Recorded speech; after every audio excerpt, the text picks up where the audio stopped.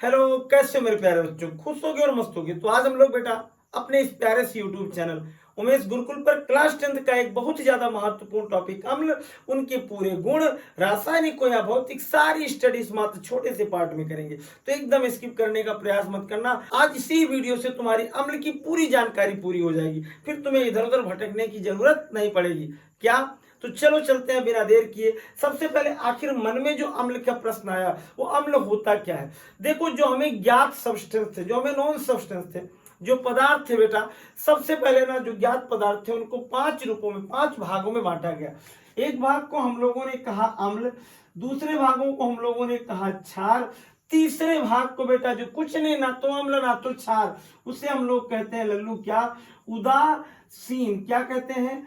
उदासीन। उसके बाद एक अगला भाग था उभय धर्मी। क्या था?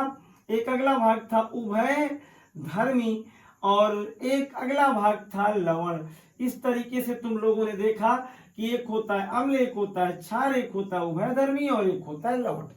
तो आखिर सर आज अगर हम अम्ल पढ़ेंगे तो अम्ल क्या होते हैं? देखो बेटा, अगर हम कुछ खाते हैं और वो खाने में मुझे खट्टा महसूस हो तो समझ लेना कि वो अम्ल है। यानी बेटा ऐसे पदार्थ जो स्वाद में खट्टे होते हैं, ऐसे पदार्थ जो स्वाद में कैसे होते हैं? खट्टे होते हैं। जैसे हम लोग सोचे चींटी, नहीं खाए नहीं उसको, आंवला हुआ, नींबू हुआ, इन सब में अम्ल पाया जाता है।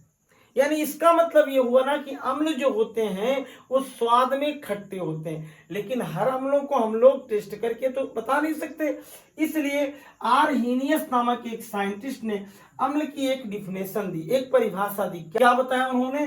कि ऐसे पदार्थ जो अपने जलीय विलयन में, ऐसे पदार्थ जो अपने जलीय किसमें, विलयन में क्या देते हैं? ऐसे पदार्थ जो अपने जलीय विलयन में H+ आयन देते हैं।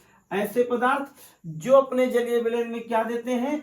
H+ आयन देते हैं बेटा, उन्हीं को हम लोग क्या कहते हैं? अम्ल कहते हैं। जैसे यहाँ एग्जांपल दैट, यहाँ देख लो HCl, अगर ये इक्वस में था, यहाँ इक्वस लिख दो, और यहाँ हम लोगों ने जब इसका जलीय विलयन बनाया तो ये बेटा H+ में और ये Cl- में टूट गया। तुमको देखो यहाँ H+ मिला कि नहीं मिला?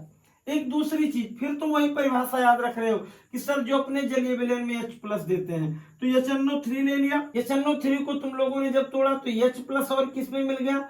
NO3 में। देखो बेटा यहाँ इक्वस लिख देना, यहाँ इक्वस लिख देना, क्योंकि ये जलीय विलयन है। और फिर एक और एग्जाम्पल उठा लो, यहाँ लल्लू H2SO4 का, और जब इसका जलीय विलयन बनाते हो तो इसका भी बन जाएगा क्या? 2H+ और SO4 माइनस माइनस। इस तरीके से तुमने कहा ऐसे पदार्थ जो अपने जलीय विलयन में क्या देते हैं? H+। ये देखो, ये देखो, ये देखो, उन्हें हम लोग क्या कहते हैं? उन सब को हम लोग बेटा क्या कहते हैं? अम्ल कहते हैं। तो इसका मतलब HCl भी क्या है? अम्ल है। HNO3 अम्ल है। H2SO4 अपनी अम्ल है। समझ में बात आई? इतना स्क्रीनशॉट ले लो। तो इसके बाद बेटा हम लोग अम्लों का पढ़ने वर्गीकरण। देखो, अम्लों का उसकी तीव्रता के आधार पर सबसे पहले हम लोग क्लासिफाइड करेंगे। तीव्रता माने कितनी जल्दी वो आयनित हो जाती हैं और अपने H+ आयन बाहर कर देती हैं। अपनी तीव्रता के आधार पर बेटा अम्ल दो प्रकार की होती हैं। एक अम्ल होती है प्रबल अम्ल और एक अम्ल होती है दुर्बल अम्ल।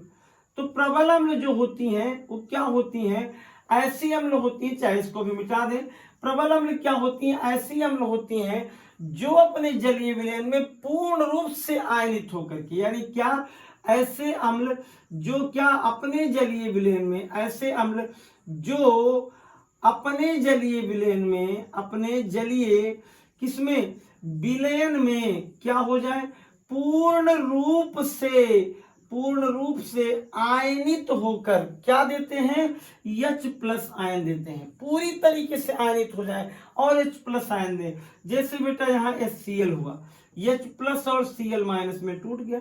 जैसे लल्लू यहाँ HNO3 हुआ, H+ और NO3- में टूट गया। तो ये सारी चीजें पूर्ण रूप से आयनित होती हैं, तो इन्हें हम लोग कहेंगे प्रबल अम्ल। लेकिन इसी के अतिरिक्त अगर मैं इसको मिटा दूं और दुर्बल अम्ल की बात करूं, तो वो जो दुर्बल अम्ल होती है बेटा, वो अपने जलीय विलयन में पूर्ण रूप से आयनित होकर के H+ आयन नहीं देती, यानी पूरा H अपना बाहर नहीं करती। एज लाइक, जैसे तुम लोग एक चीज देख लो, CH3COOH जिसे तुम कहते हो सिरका। अगर इसे आयनाइज करते हो बेटा, दुर्बल अम्ल है, तो ये टूट जाती है किसमें, CH3COO माइनस में और प्लस यहाँ H प्लस में। इसे तुम लोग कौन सी अम्ल कहते हो, दुर्बल अम्ल। तो तुमने प्रबल अम्ल भी जान लिया और दुर्बल अम्ल। इसके बाद बेटा हम लोग एक और वर्गीकरण पढ़ेंगे, क्या, एक होती है अपनी कार्बनिक अम्ल और एक होती है खनिज अम्ल। ये जो कार्बनिक और खनिज अम्ल का वर्गीकरण है लल्लू, ये उनके स्रोत यानी पाए जाने के आधार पर है।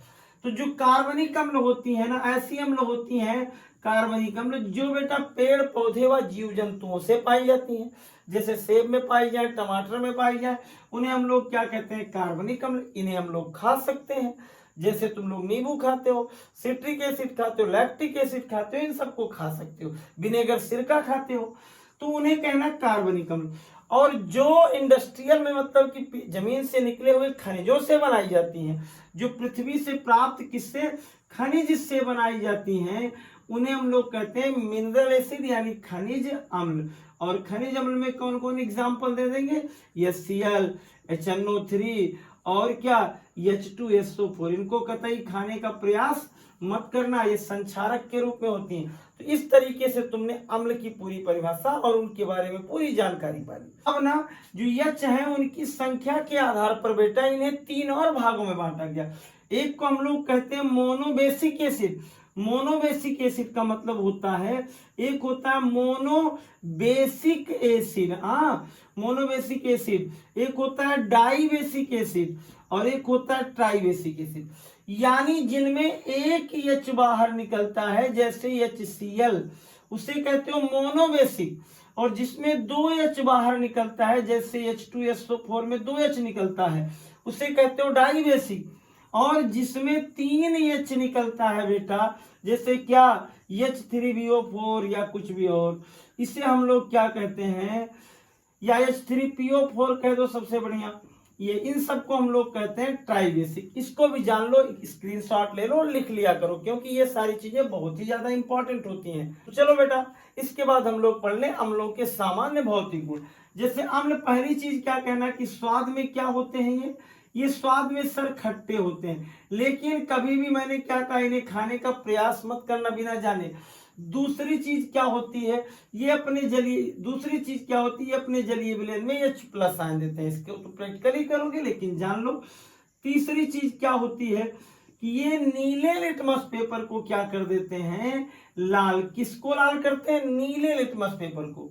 अगली चीज, चौथी चीज क्या होती है, ये संक्षारक होते हैं।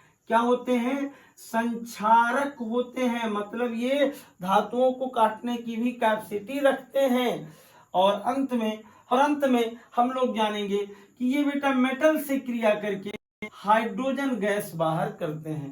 तो ये तो उनकी हो गई फिजिकल प्रॉपर्टी। अब जरा इनकी केमिकल प्रॉपर्टी पढ़ ली जाए। इसके बाद बेटा हम लोग पढ़ लें अम्लों के रासायनिक गुण। सबसे पहली चीज ये जान लो कि जो अम्ल होते हैं अपने जलीय विलयन में H प्लस आयन देते हैं। तो जैसे ये देखो, ये अपना HCl है, अगर मैंने इसका इक्वस सोल्यूशन लल्लू बनाया तो ये H प्लस में और Cl माइनस में अपने जलीय विलयन में क्या हो जाएगा, टूट जाएगा। दूसरी चीज HNO3 दे दो, ये तो हाइड्रोक्लोरिक एसिड था, लेकिन नाइट्रिक एसिड भी ले लो, और ये भी अपना बेटा क्या होता है, अपने जलीय विलयन में H प्लस और NO3 आयन में माइनस आयन में टूट जाता है।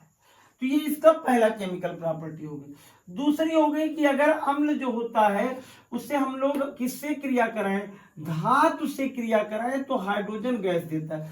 लेकिन एक चीज याद रखना, कौन सी, अगर कोई कॉपर लेगा, अगर कोई क्या लेगा, अगर कोई मरकरी लेगा, कोई अगर सिल्वर लेगा, और फिर क्या Pt लेगा, प्लेटिनम, और लेगा Au, तो ऐसा प्रयास बिल्कुल मत करना।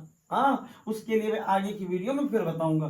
देखो, तो मैंने क्या कहा, अगर अम्ल धातुओं से क्रिया करेंगे तो क्या देंगे, हाइड्रोजन गैस बाहर देंगे। जैसे बेटा यहाँ देखो, Zn H2SO4 से क्रिया किया तो ये जिंक ने क्या किया, हाइड्रोजन को बाहर कर दिया और SO4 की जगह पर स्वयं चला गया, जिंक सल्फेट बना, हाइड्रोजन बाहर। यहाँ देखो, मैग्नीशियम की वैलेंसी 2 होती है, इसलिए मैंने 2HCl लगा दिया, MgCl के साथ जुड़कर MgCl2 बना लिया, और यहाँ भी हाइड्रोजन गैस बाहर।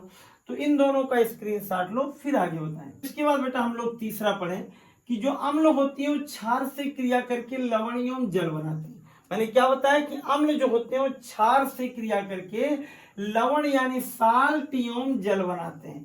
इसी अवक्रिया को बेटा उदासीनीकरण भी कहते हैं। देखो ये अपना क्षार हो गया NaCl और ये अम्ल हो गया क्या HCl। जब इन दोनों को क्रिया कराते हो तो NaCl के साथ जुड़ करके NaCl लवण बना लेता है, OH और H मिलकर के क्या बना लेते हैं, जल। यानी इस सब क्रिया को अम्ल एवं क्षार से क्रिया करके लवण एवं जल बनाने की प्रक्रिया को उदासीनीकरण भी कहते हैं। अगली चीज जो होती है बेटा कि जो अगला रिएक्शन है कि अम्ल अगर धातु ऑक्साइड से क्रिया करेगा। बेसिक तो जान जाओ कि जो धातु ऑक्साइड होती है बेटा उन्हें भी क्षार कहा जाता है। अगर उनसे अम्ल क्रिया करेंगी तो तब भी क्या बनेगा, लवण बनेगा एवं जल बनेगा। देखो ये ZnCl2 और H2O बना, लवण एवं जल। तो Zn ने Cl के साथ रिएक्शन किया, ZnCl2 बनाया, यहाँ का 2H और यहाँ का 1 को मिलकर के क्या बन गया, H2O। लास्ट में धातु कार्बोनेट से क्रिया करेगा तो जल, कार्बन डाइऑक्साइड और लवण बनाएगा। इतना याद कर लेना, बिल्कुल भूलना मत कि Na2CO3 ये कार्बोनेट था, HCl के साथ में रिएक्शन किया तो NaCl बना, CO2 बना और H2O बना। इस तरीके से तुम लोगों ने पूरी अम्ल की पूरी कहानी पढ़ ली। और अभी तक चैनल को सब्सक्राइब न की हो तो कर दो ना लो। फिर नए पार्ट में मिलेंगे नई वीडियो के साथ।